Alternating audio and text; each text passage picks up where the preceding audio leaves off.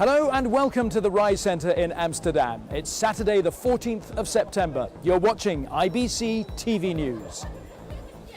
In today's programme, as IBC welcomes the multi-screen world, are broadcasters on the train or on the platform? We'll be looking at the latest innovations in news gathering, but are they flying in the face of good journalism? And as Indian cinema celebrates its centenary, one of its biggest stars talks about the bad old days of Bollywood. We went through the grind in the early years, so to say. So if I was to jump off, say, the second floor of a building during an action sequence, I actually had to do that. Amitabh Bachchan is the god of Indian cinema, so this is it.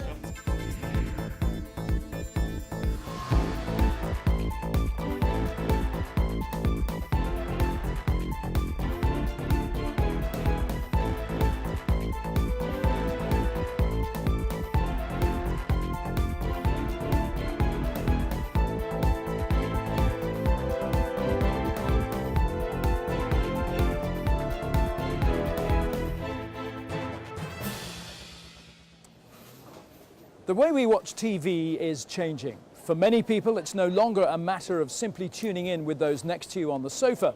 Many viewers now enjoy the second screen experience, perhaps tweeting along as they watch. So, how is social media affecting broadcasters? Katie Spencer has been finding out. You know, before it even kind of risen above the online, the conversation is always happening. But while newspapers may have struggled to find their place on the web, broadcasters seem to be finding it easier to embrace a multi-platform model.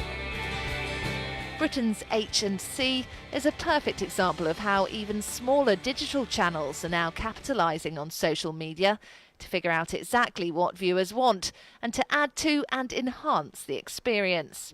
This is really what being a television property in the 21st century looks like, is that you have to have a unified brand which can live in a very authentic way across multiple platforms.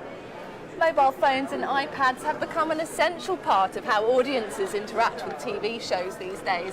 What's harder to tell, though, is the influence of social media and whether things like tweets can actually have an effect on audience figures. We knew in the past that there was a correlation, and that correlation is strengthened when you add Twitter mentions to it. But now the research is pointing towards more of a causation. So it's, you know, for us, it's not that surprising because, you know, it's sort of like saying, does word of mouth help improve TV ratings? And we think that's, you know, it doesn't hurt.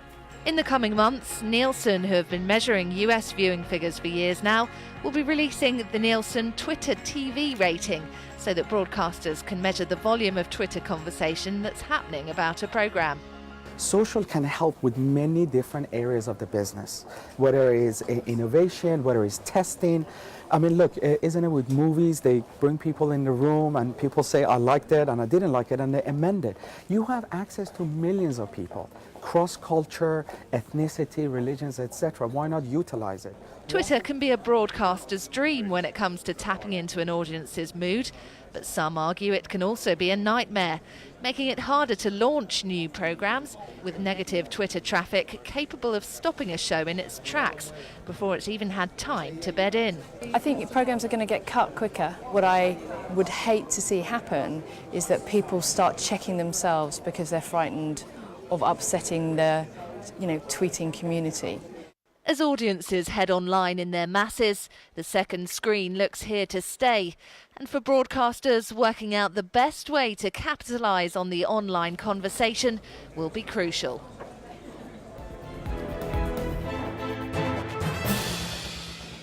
You're watching IBC TV News.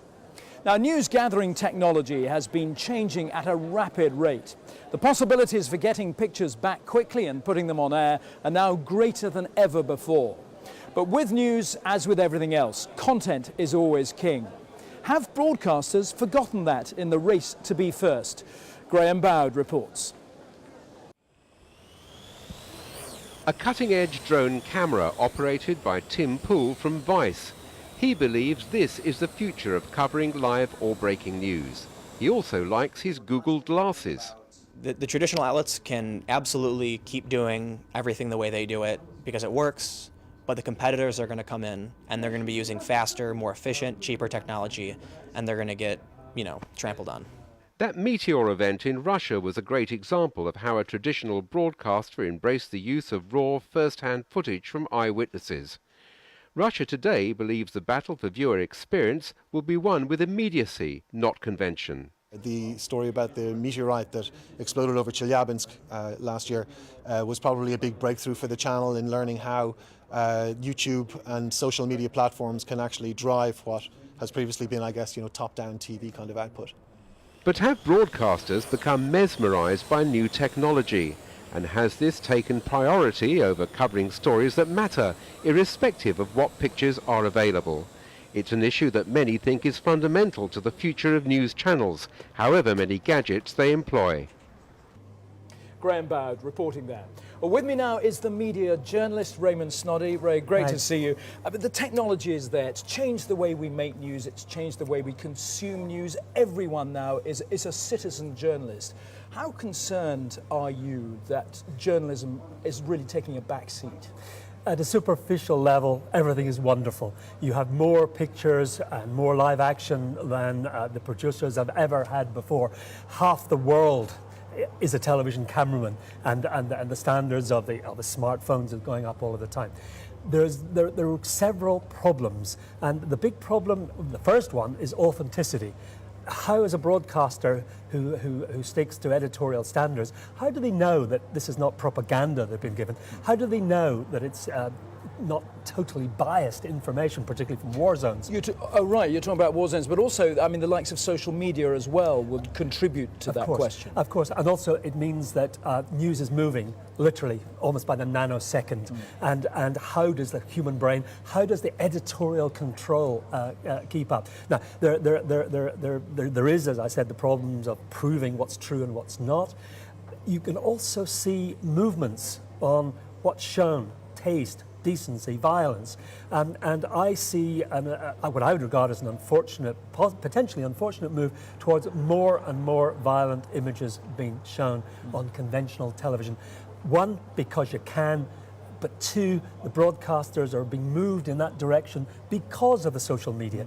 If the authentic picture and story is on the web, and the broadcaster like the BBC or all the public broadcasters of Europe are being reticent and not showing, there's a danger you lose your audience. So the broadcasters, I believe, are in danger of being dragged into more and more extreme material. Do you think we're talking mostly, though, about the rolling news channels where, they want to be seen to have a presence at an event? So much material now is live. Reporters don't necessarily have the time to do in-depth research, whereas taking the BBC, maybe the 6 o'clock, the 10 o'clock news, have the time and therefore do pay a bit more attention to the journalistic element.